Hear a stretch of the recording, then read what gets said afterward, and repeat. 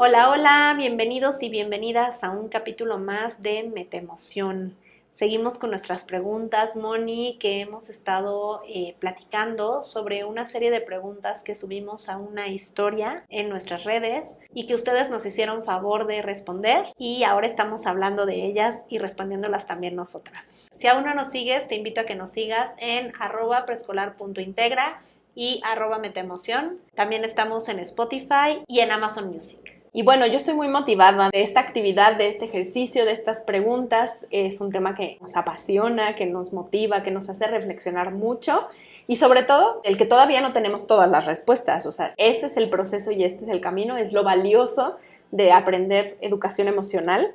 Y la pregunta que nos toca contestar el día de hoy dice así: ¿cuál es el mayor obstáculo al que nos enfrentamos como adultos para poder acompañar las emociones de los niños?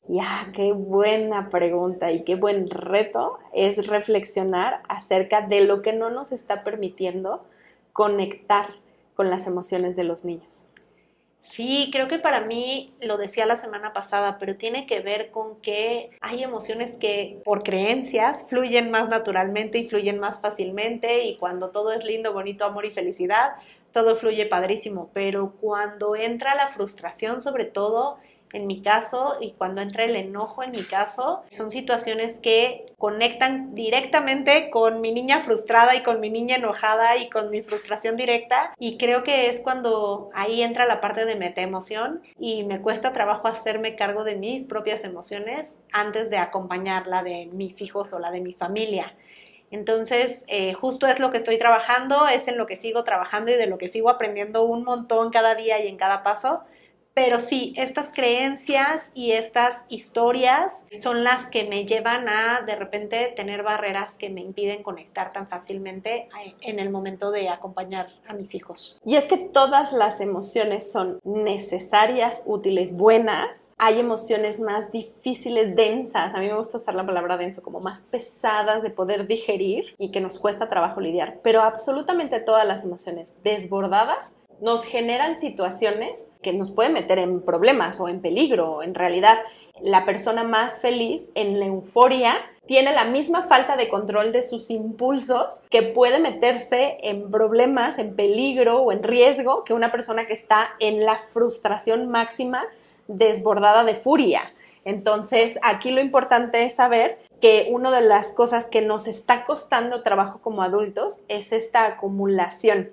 Alguien nos compartía en redes que uno de sus obstáculos es no perder la calma y terminar gritando, que no siempre es posible y validamos ese si es real.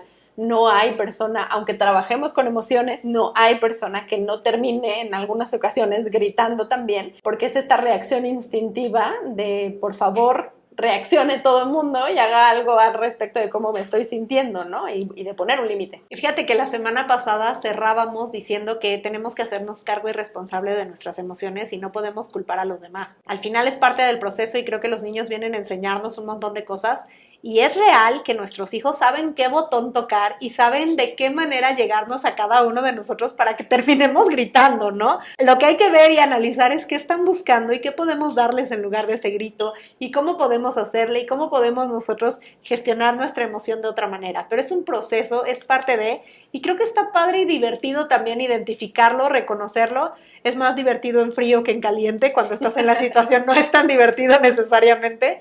Pero si en este momento te pones a pensar en esas situaciones y dices, es que, ¿sabe qué botón tocar? O cómo caí con ese botón en el que cada vez que lo hace caigo, ¿no? Al final son estos juegos de relaciones que vamos teniendo, ¿no? Y la verdad es que es la propia conciencia de la educación emocional. Hace poco en una publicación ponían una frase de que mamá siempre tenía que estar bien y yo reflexionaba en la presión social que existe sobre deja tu mamá. O sea, mamá y papá, o sea, en realidad para mí siempre vamos juntos. La crianza es compartida, la crianza no es de uno solo de la relación. Pero esta falta de conciencia que hay del siempre estar bien, que nos hace no reconocer que no estamos bien y no entender que no estar bien también está bien. Y entonces, de verdad, nuestro vaso termina súper acumulado y pues en esta falta de tiempo que le damos o de importancia que le damos a nuestra salud mental y a nuestro propio estado anímico, pues al final estamos al límite.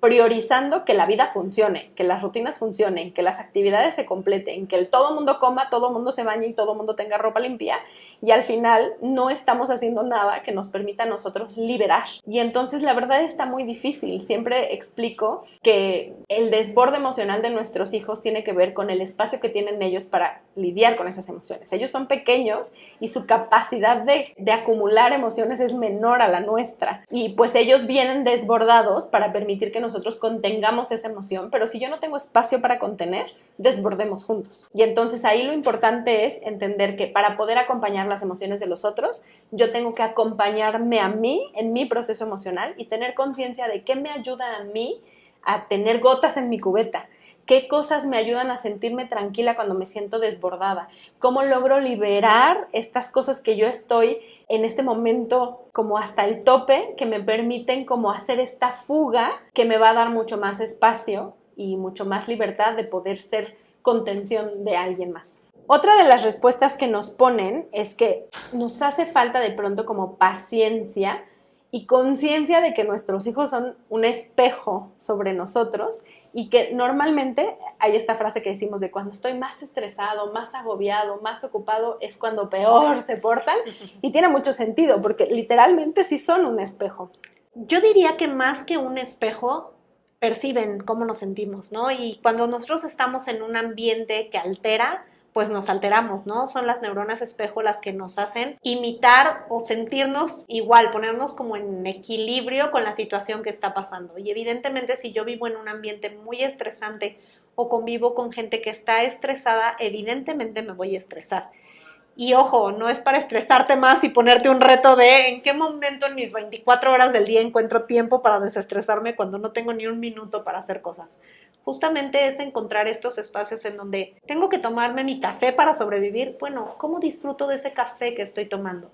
¿Cómo logro que este café que me tomo, en ese trago de café que va a durar un segundo, puedo poner gotas en mi cubeta con esto que estoy haciendo? Es el aquí y el ahora. Al final es que solo tengo 2 minutos para bañarme y bañarme es mi cosa favorita. Bueno, en esos 2 minutos que te estás bañando, piensa que te estás bañando, no en lo que tienes que hacer porque ya se te hizo tarde y lo que vas a resolver saliendo de bañarte. O sea, realmente es pues este autocuidado que nos damos, que además para mí lo importante y la verdad es que lo que a mí me ha motivado un poco más a ser consciente de eso es que sí estamos modelando este tiempo para nosotros. O sea, y a veces este tiempo para nosotros es escuchar una canción en el coche, a veces es prepararnos el cafecito en la mañana, y yo siempre digo, yo necesito mi café para empezar el día, pero la realidad es que a mí el café no me quita el sueño. O sea, no tiene que ver con eso, sino como estoy lista, ya me di algo que me gusta, que me motiva, que me pone de buen humor, venga, vamos a lo siguiente. Y yo me he dado mucho cuenta que cuando despierto a mis hijos en la mañana en esta rutina, pues yo estoy todavía en esta etapa de los pañales y de la ropa, y, o sea, que sigue siendo yo tengo que seguir guiando mucho ese proceso. Me doy mucho cuenta de mi humor cuando pongo canción para hacer eso o cuando lo hago sin canción, ¿no? Y el humor de mis hijos y la reacción de mis hijos a hacerlo bailando y cantando es muy distinta a cuando lo hacemos de córrele, apúrale antes de bajarte de la cama, ¿no? Entonces, desde ahí ya van estos pequeños detalles que nos damos, que nos cambian por completo el chip de lo que vamos a hacer. Porque a veces nos toma más tiempo el estarlos convenciendo de hacer algo que hacerlo jugando con ellos, que a lo mejor nos va a tomar 1 minuto más, pero 5 minutos menos de estar peleando, ¿no? Entonces, al final es lograr estos equilibrios, estos momentos en donde si voy caminando con él para llevarlo a la escuela, pues disfrutar de tener su manita entre mis manos, ¿no? Disfrutar de los pasitos que va dando, de lo que él va observando, de ir disfrutando cada momento con ellos porque se pasa rapidísimo. Y que hablando un poco de este proceso de disfrutar la transición de lograr las cosas, nos comparten también una respuesta del obstáculo que no nos permite acompañar a los hijos tiene que ver con la frustración que sentimos y que de pronto las cosas que ellos hacen nos desbordan más a nosotros. Y creo que mucho de esta frustración tiene que ver con redes sociales o con información poco filtrada o con expectativas poco realistas de lo que los niños deberían de hacer en ciertas edades o en ciertos momentos. Vivimos en un mundo muy adultizado, queriendo adultizar a los niños y que los niños pronto aprendan a seguir reglas y pronto aprendan a controlar sus emociones y pronto aprendan a seguir instrucciones y pronto sean obedientes y pues nos perdemos un poco de pronto en qué es lo normal que pasa en esta edad y por eso queremos abrir espacios donde podamos hablar de lo que realmente pasa cuando educamos emociones. Educar emociones no es la ausencia de un berrinche. Educar emociones es significar los berrinches desde una perspectiva distinta, aprovechar esa situación para aprender algo, para prepararnos mejor, para practicar herramientas, para aprender a respirar y para descubrir nuevas emociones y nombrarlas, pero no va a ser la ausencia de esas situaciones difíciles. Y entonces cuando mi expectativa no es el control, la obediencia, el orden y todo en que salga perfecto, mi nivel de frustración va a ser mucho más manejable. Otra respuesta que nos dan son estas ideas con las que crecimos, ¿no? Que, por ejemplo, ponen aquí, el que se enoja pierde. Esta idea del que se enoja pierde, acumuló tanto enojo que cuando sucede alguna situación explota y es mucho peor, ¿no? Entonces, sí, efectivamente, el estar acumulados, lo hemos comentado varias veces, ¿no? El acumular estas emociones nos juega chueco porque creíamos que íbamos a poder ocultarlas y esconderlas y en realidad ahí siguen. Y como tú siempre dices, Moni, una emoción que no es escuchada grita más fuerte. Y creo que es la parte que estamos practicando de darnos tiempo de pensar en qué creencia hay detrás de la emoción. ¿Qué estoy pensando que debería de pasar, por lo cual me está generando esta reacción, ¿no? Entonces, el que se enoja pierde, pero ¿pierde qué? O sea, al final ¿qué es exactamente la experiencia que está generando perder? ¿Qué es lo que nos hace perder? Perder tiempo, perder una recompensa, perder el reconocimiento de alguien, porque cuando ni siquiera sabemos qué estamos perdiendo, pues obviamente explotamos muchísimo más. Y yo realmente creo que es algo que vamos a tomar en algún capítulo un poco más adelante, quizá con mucho más detenimiento, que va mucho hacia las creencias sobre el error, estas creencias que tenemos sobre equivocarnos, sobre fracasar, sobre pues que las cosas no nos salgan perfecto y a la primera. Y para terminar, nos gustaría compartir la última respuesta que además nos fascinó a las dos cuando lo leímos, que es no engancharnos con lo que nos hace sentir la emoción. Es aprender a separar lo que siente el niño de lo que siente el adulto. Y ¡ay, qué bonita respuesta! Pero qué consciente, qué reflexión tan grande.